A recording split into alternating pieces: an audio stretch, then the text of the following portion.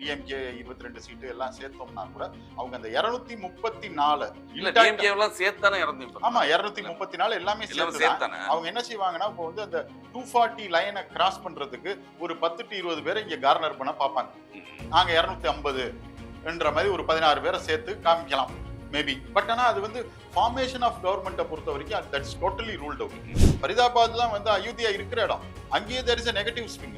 அயோத்தியாவை சுற்றி நம்ம பேசும்போது அந்த 14 அதாவது அயோத்தியா மேட்ரும் நீங்க ராமர் கோயில் இஷ்யூலாம் அந்த இடத்துல பயங்கரமா வரும்னு நினைச்சது, பட் வரல. அதுல இன்னொரு ஒரு முக்கியமான ஒரு விஷயம் நீங்க பார்க்கணும்னா wherever vote percentage that is polling less than 60% இருக்கோ அந்த இடத்துல எல்லாம் வந்து இந்தியா அலையன்ஸ் வந்து அரௌண்ட் 60% to 70% அவங்க தான் ஜெயிச்சிருக்காங்க. ஆனா ரொம்ப எதிர்பார்த்தது உங்களுக்கு அண்ணாமலையோட ஆமா, அண்ணாமலை வந்து அங்க மும்முனை போட்டி ஆனா ரொம்ப எக்ஸ்பெக்ட் பண்ணாங்க. அங்கேயும் எகைன் பாத்தீங்கன்னா இன்னைக்கு வந்து மீட்டிங் ஆஃப் பிஜேபி ஹைகமாண்ட் பேச போறது என்னன்னா நெக்ஸ்ட் 5 வருஷம் நம்ம இதை எப்படி கொண்டு போக போறோம். நீங்க காமன் சிவில் கோடுக்கே சான்சஸ் இல்ல நினைக்கிறேன். அது வந்து they will take time. ஒரு 1 year டைம் எடுப்பாங்க.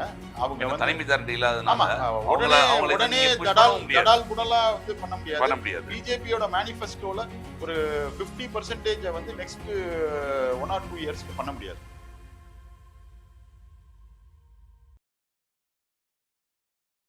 வணக்கம், இது செய்தி மலரின் நேர்காணல் நிகழ்ச்சி. 2024 நாடாளுமன்ற தேர்தல் முடிவுகள் பற்றிய ஒரு அலசல் நிகழ்ச்சிக்கு உங்களை அன்புடன் வரவேற்கிறோம். இன்றைய நிகழ்ச்சியில் கலந்து கொண்டு தன்னுடைய கருத்துக்களை தெரிவிப்பதற்காக அரசியல் விமர்சகரும் பத்திரிகையாளருமான செந்தில் அவர்கள் இங்கு வந்திருக்கிறார். வணக்கம். வணக்கம். வணக்கம்.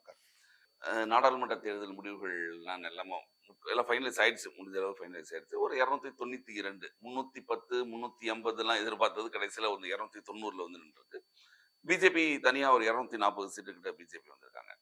இந்த பக்கம் 234 215 கிட்ட இவங்க இந்தியா 214 கூட்டணிகள் இருக்கு.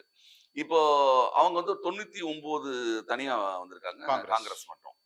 இப்போ திடீர்னு இப்ப என்ன அப்படின்னா 2 பக்கமும் இது ஆட்சி அமைக்கிறதுக்கான முயற்சிகள் செய்யறாங்க அப்படின்னு சொல்லி தகவல்கள் வந்துட்டு இருக்கு.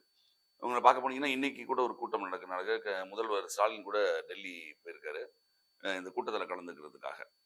இப்படியாவது நிலைமைகள் மாறும் அப்படின்னு நினைக்கிறீங்களா?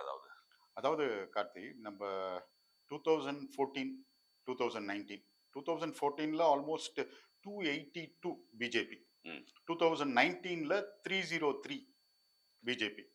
இப்போ வந்து அது ரெண்டுமே வந்து பிஜேபி லெட் சென்ட்ரல் கவர்மெண்டா இருந்துச்சு. டிசிஷன் மேக்கிங், பாலிசி மேக்கிங் எல்லாத்துலயுமே பிஜேபி லெட். இந்த முறை 292 எடுத்திருந்தாலும் அது ஒரு என்டிஏ அலையன்ஸ் கவர்மெண்ட் தான். என்டிஏ அண்ட் இட்ஸ் அலையன்ஸ் பார்ட்னர்ஸோட ஃபார்ம் பண்ணக்கூடிய ஒரு கவர்மெண்ட்.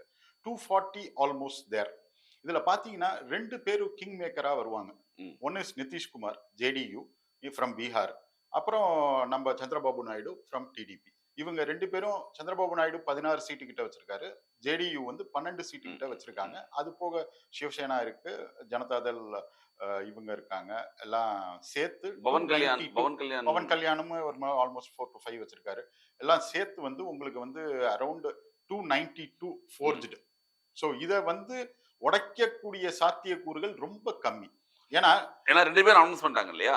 ஆமா, 2 பேரும் சந்திரகுமாரும் சொல்லிட்டாரு. அப்ப இவங்களுக்கு என்ன வாய்ப்பு இருக்கும்? வாய்ப்புன்றது ஒண்ணும் இல்ல, they are giving a try.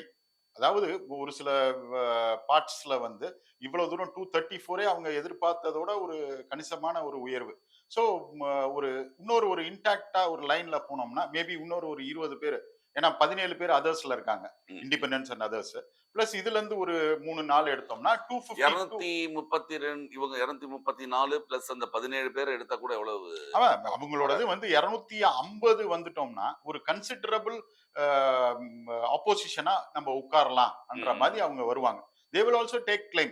அவங்க கண்டிப்பா வந்து நாங்க ஃபார்ம் பண்றோம்னு கிளைம் பண்ணுவாங்க. பட் ஆனா அவங்க மொத்தமா சேர்ந்தே 232 தான். இவங்க வந்து தனியாவே 240.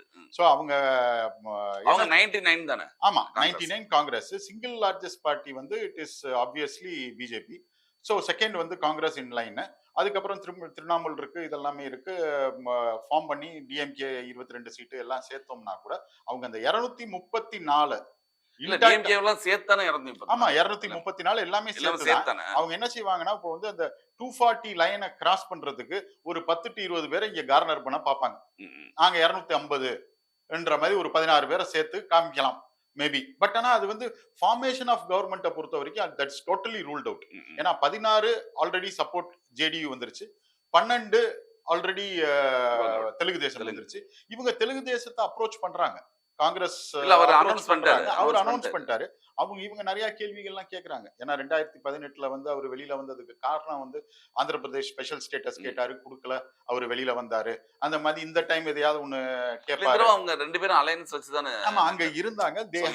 they had a silent agenda. அங்க ஒரு மேண்டேட் அவங்க போட்டாங்க, பவன் கல்யாண் இவங்க 3 பேருமே. அது வந்து ஆல்மோஸ்ட் நல்லா கை கொடுத்திருக்கு. அசம்பிளில வந்து பிரமாதமான ஒரு விக்டரி. சோ அந்த இடத்த வந்து அவர் கண்டிப்பாக வந்து டிடிபி நெக்ஸ்ட் ஒரு 2 to 3 இயர்ஸ்க்கு வந்து எதுவுமே இருக்காது. they will be intact தான். ஜேடியு எகன் பீகார்ல வந்து தேஜஸ்வி யாதவ் எல்லாமே அப்ரோச் பண்ணிருக்காங்க. ஈவன் அவரும் இல்லன்னு சொல்லிட்டாரு. அவரும் இல்லன்னு சொல்லிட்டாரு.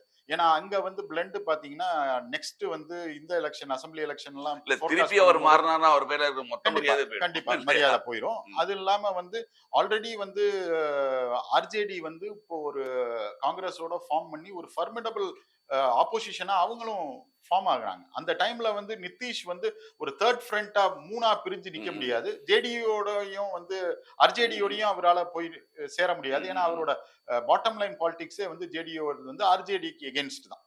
சோ அந்த இது வந்து ஃபார்முலா எதுவுமே ஒர்க் அவுட் ஆகாது. இவங்க ஒரு ட்ரை மேபி ஒரு to keep the media impact. ராகுல் காந்தி என்ன சொல்லியிருக்காருன்னா, நாங்க வியூகத்தை சொல்ல மாட்டோம், வியூகத்தை சொன்னா உடனே மோடி அதை உடைக்கிறதுக்கு முயற்சி பண்ணுவாரு அப்படின்னு சொன்ன வியூகம் தான் என்னன்னு புரியல.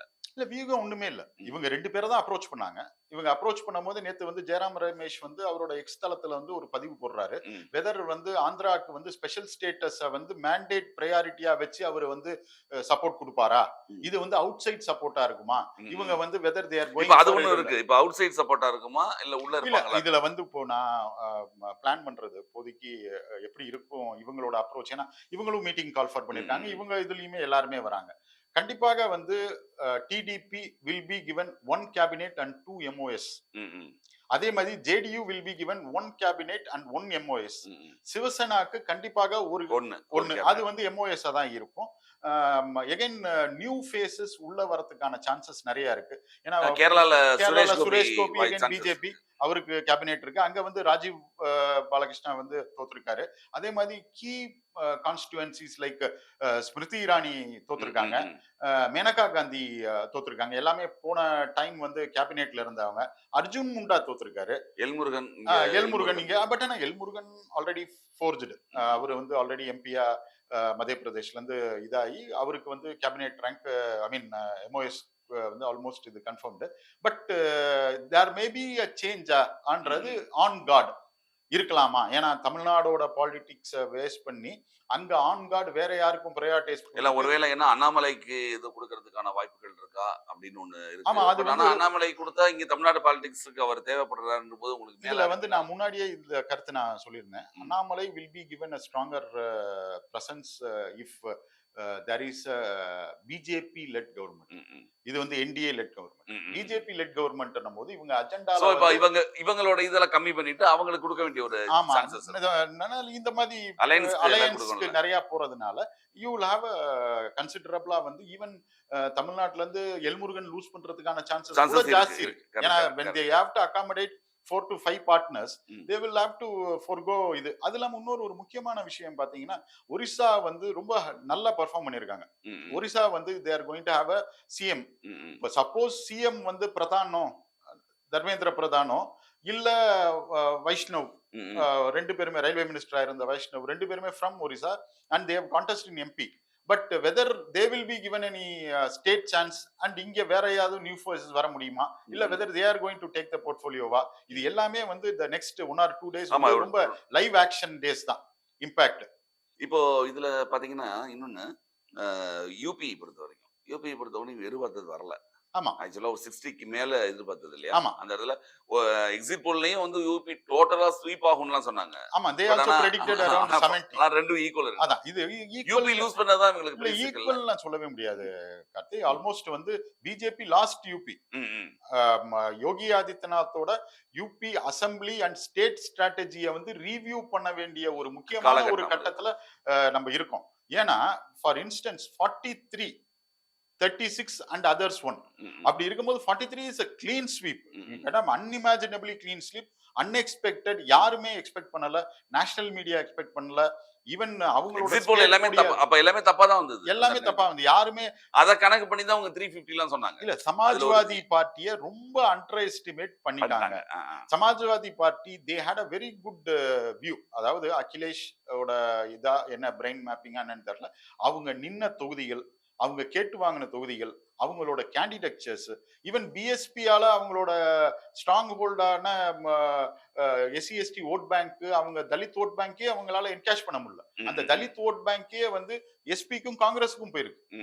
இன்னொரு முக்கியமான விஷயம் நீங்க பாத்தீங்கன்னா, ஃபரிதாபாத்லாம் வந்து அயோத்தியா இருக்கிற இடம். அங்கேயே there is a negative swing. அயோத்தியாவை சுற்றி நம்ம பேசும்போது அந்த 14 அதாவது தொகுதி அதாவது பேசணும். அயோத்தியா மேட்ரும் நீங்க ராமர் கோயில் இஷ்யூலாம் அந்த இடத்துல பயங்கரமா வரும்னு நினைச்சது. பட் வரல. வரல. வரல. அது வந்து அந்த So, அந்த இடத்துல மிஸ்டேக் அந்த இடத்துலயே நடந்திருக்கு. ஒரு 4 5 வந்து வாரணாசிலேயே Tough. ஒரு பெரிய Again, லீடிங் again. வெறும் 1 லேக் தானே லீடிங். ஆமா. அதனால வந்து there is a big chunk of இது in யூபி. UP. யூபி வந்து they have to rework on the strategy. அது வந்து கண்டிப்பாக விவாத பொருளா இருக்கும். அது பேச மாதிரி தான் இருக்கும். ராஜ்நாத் சிங் தவிர வேற யாருமே ஹை இதுல வந்து லக்னோ அவரும், மதுரா ஓகே எகைன் ஹேமா மாலினி. அது தவிர வந்து பெருசா வந்து ஒரு ஹை டிஃபரன்ஸ்ல எல்லாம் 20,000 25,000 30,000 அதுல வின்னிங் மெஜாரிட்டி. அதுல அமித்ஷா பாத்தீங்கன்னா 7.5 லட்சம். இல்ல குஜராத்தை பொறுத்த வரைக்கும் அவங்க ஆல்மோஸ்ட் ஆல் டோட்டல்ல கான்ஸ்டிட்யூன்சில வந்து தானே. ஸ்வீப் 25மே ஒன்ன தவிர 25மே clean sweep with better majority. Almost எல்லாமே 2 to 4 lakh டிஃபரன்ஸ் 5 lakhs. இங்க தமிழ்நாட்டுல எப்படி வந்து டிஎம்கேயோட இது இருந்துச்சோ அதே மாதிரி தான் அங்கேயும் சரி மத்திய பிரதேஷ்லயுமே இருந்துச்சு. ஒரு 2 ஸ்டேட் வந்து எங்க they gone wrong is UP and Maharashtra. அது ரெண்டுமே கான் ராங். அது இல்லாம ஹரியானா எகைன் நிறைய லூஸ் பண்ணிருக்காங்க. மகாராஷ்டிரால இவங்க அஜித் இவர் சரத்பவாரோட இது இன்னும் விலகல. ஆமா, என்சிபி சரத்பவாரோட இம்பாக்டும் நல்லா இருந்துச்சு. நல்லா இருக்கு. இன்னொரு முக்கியமான ஒரு விஷயம் பார்க்கணும், 6 தொகுதி டு 7 தொகுதி வந்து உத்தவ் தாக்கரே அவங்க குரூப் வின் பண்ணிருக்காங்க. அவங்க வந்து தே ஆல் டோல்ட், ஏன்னா அவங்கள்ட்ட இது கிடையாது, சிம்பிள் கிடையாது, ஒரு நியூட்ரல் சிம்பிள்ல அந்த சிம்பிள் தானே இவர் ஷிண்டேக் போய் அவங்க சிம்பிளை வச்சிருக்காங்க. போய் அவங்களால ஒண்ணும் பெருசா பண்ண அவங்களால முடியல. இது பண்ண முடியலன்னும் போது it is going a very good growth for Uddhav Thackeray. Uddhav Thackeray again சிவசேனாவை கன்சாலிடேட் பண்றதுக்கான வாய்ப்பு நிறைய இருக்குது, ஜாஸ்தியா இருக்கு. So Shinde will lose his ground. Consider பண்ணலாம். ஆமா, கண்டிப்பாக கண்டிப்பாக. அதனாலதான் ஷிண்டேக்கு வந்து யாராவது ஒரு கேபினெட் பர்த்தோ இல்லாட்டி மினிஸ்டர் ஆஃப் ஸ்டேட்டோ கண்டிப்பாக கொடுப்பாங்க. அவங்க அந்த 7 சீட்டுக்காகவோ 5 சீட்டுக்காகவோ கிடையாது, பட் அவங்களுக்கு கொடுத்தாதான் இன்டாக்டா இருப்பாங்க என்ற மாதிரி. ஏன்னா கண்டிப்பாக ஷிண்டே பிராக்ஷன்ல இருந்து நிறைய பேர் வந்து இவங்க உத்தவ் தாக்கரே போவாங்கன்றது வந்து இப்போதைக்கு இருக்க சிச்சுவேஷன். சவுத்ல கர்நாடகா பாத்தீங்க. கர்நாடகா ஏன் வந்து கர்நாடகா வந்து டிகே சிவகுமாருக்கு இது வந்து இது ஒரு பெரிய பேக் ஸ்டேஜ் தான். எல்லா 1 இயர் தான் ஆச்சு அவரோட அண்ணனே ஜெயிக்க முடியல. எகைன் அவர் பிரதரை வந்து அங்க ஜெயிக்க முடியல பெங்களூர் கான்ஸ்டிடுவன்சில. பிளஸ் வந்து நீங்க அந்த ரேவண்ணா மேட்டர் பெருசா ஒண்ணும் அங்க இதுவாலையோ. ரேவண்ணா வந்து செகண்ட் ஃபேஸ் தானே. இது ஃபர்ஸ்ட் ஃபேஸ் வந்து 14 முடிஞ்சிருச்சு. 14 முடிஞ்சதுக்கு அப்புறம் கழிச்சு தான் ரேவண்ணா மேட்டர் வந்துச்சு. அது எல்லாமே நார்தர்ன் ஸ்டேட். அதுல கொஞ்சம் இம்பாக்ட் இருந்துச்சு, பட் ஆனா வின்னிங் மெஜாரிட்டி அது கன்வெர்ட் ஆகல. கொஞ்சம் இம்பாக்ட் இருந்துச்சு, ஆனா வின்னிங் மெஜாரிட்டியா கன்வெர்ட் ஆகல. சோ இது கேரளால ஒன்னு ஓபன் பண்ணிருக்காங்க சுரேஷ் கோபி மூலமா. பட் அந்த விஷயத்தை தமிழ்நாட்டுல பண்ண முடியல. இல்ல, தமிழ்நாடுல they expected. நீங்க பாத்தீங்கன்னா கடைசியில நெக் டு நெக் ஒரு 10-12,000 ஓட்டு டிஃபரன்ஸ் தான் தர்மபுரி. எகைன் நைனார் வந்து ஒரு 11 ரவுண்ட் வரைக்கும் அவங்க தான் ஃபார்வர்ட்ல வந்தாங்க. ஒரு டைம்ல வந்து அண்ணாமலை ஃபார்வர்ட் வந்தாரு, திரும்பி செகண்ட் ஃபேஸ் வந்து செகண்டுக்கு டிஎம்கே தள்ளினாங்க.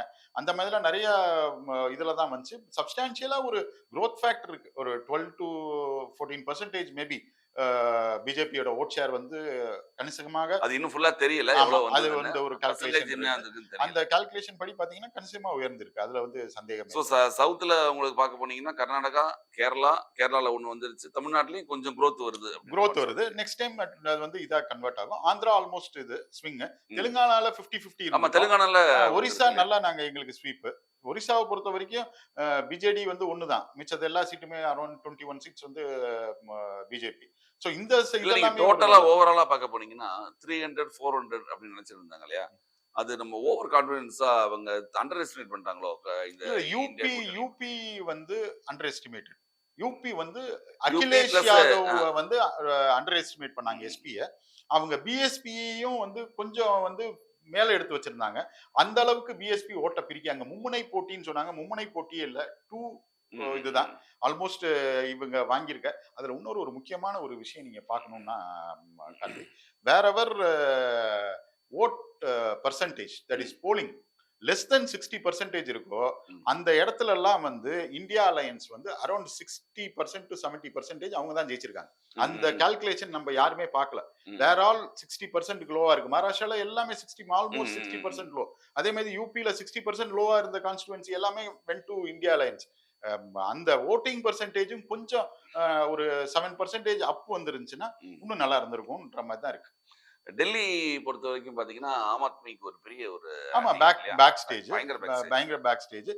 டெல்லி வந்து எகைன் காங்கிரஸ் வந்து இன்னும் கொஞ்சம் கிரவுண்ட் ஒர்க் பண்ணிருக்கணுமோ, ரொம்ப டிபெண்டன்ட் ஆன ஆம் ஆத்மி. காங்கிரஸோட ஆம் ஆத்மி ஜாயின் பண்ணத யாரும் பெருசா ஒண்ணும் ஜாயின் பண்ணது ஓகே. வென் ஒரு பார்ட்டி பிரசிடென்ட் வந்து இல்லாத கட்டத்தில், அது இல்லாம அவங்க செகண்ட் லாஸ்ட்ல வந்து கேம்பெயினுக்கு தான் வந்தாரு. நம்ம வித் 7 பேர் எல்லாமே இருக்கும்போது மனிஷ் சிசோடியா கீ பிளேயர்ஸ் நிறைய பேர் இல்ல. அவங்களோட நிறைய பேர் மாறி இருக்காங்க, கட்சி மாறி இருக்காங்க. பாதி 2 பேர் காங்கிரஸ்க்கே வந்திருக்காங்க, 2 to 4 பேர் வந்து பிஜேபி வந்திருந்தாங்க லாஸ்ட் ஒரு 4-5 இயர்ஸ் ஸ்பேனிங்ல. அது எல்லாமே அவருக்கு ஒரு பேக் ஸ்டேஜ். ஆம் ஆத்மி பொறுத்த வரைக்கும் பேக் ஸ்டேஜ்.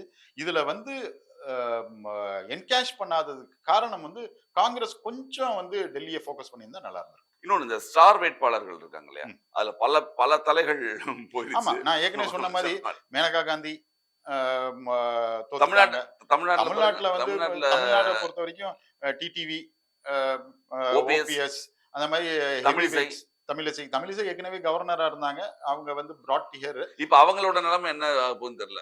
தமிழிசை அவங்களுக்கு வந்து ஒரு ஸ்டேட் ரோல் வந்து கொடுப்பாங்க. ஸ்டேட் ரோல் வந்து அது என்னவா ரோல் இருக்கும்ன்றது தெரியல.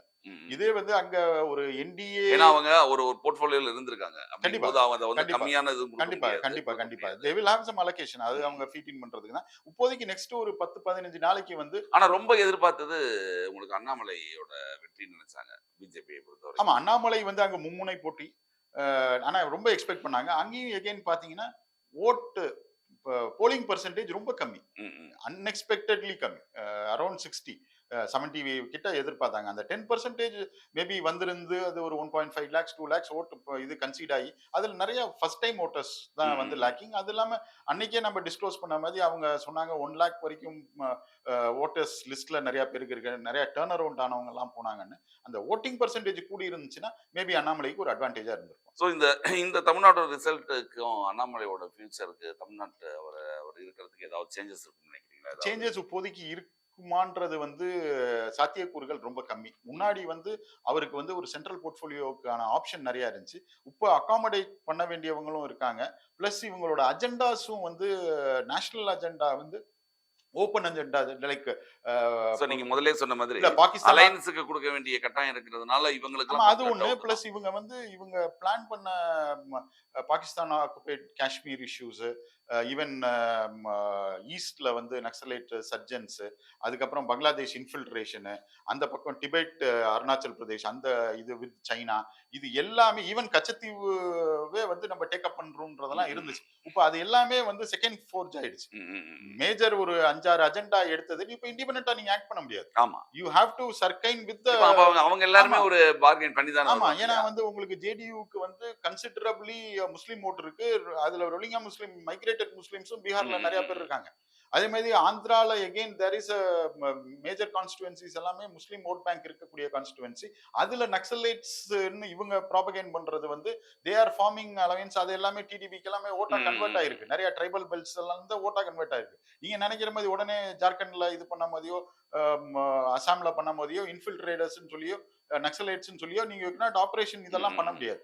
இன்னைக்கு வந்து மீட்டிங் ஆஃப் பிஜேபி ஹைகமாண்ட் பேச போறது என்னன்னா நெக்ஸ்ட் 5 வருஷம் நம்ம இதை எப்படி கொண்டு போறோம். நீங்க காமன் சிவில் கோடுக்கே சான்சஸ் இல்லைன்னு நினைக்கிறேன். இப்போ அது வந்து தே வில் டேக் டைம். ஒரு 1 இயர் டைம் எடுப்பாங்க. அவங்க ஏன்னா வந்து தனி மெஜாரிட்டி இல்லாதனால ஆமா. அவங்கள உடனே அவங்கள இதை உடனே நீங்க புஷ் தடால் பண்ணவும் முடியாது. தடால் புடலா வந்து பண்ண முடியாது. பண்ண முடியாது. பிஜேபியோட மேனிஃபெஸ்டோல ஒரு 50% வந்து நெக்ஸ்ட் 1 ஆர் 2 இயர்ஸ்க்கு பண்ண முடியாது. பண்ண முடியாது.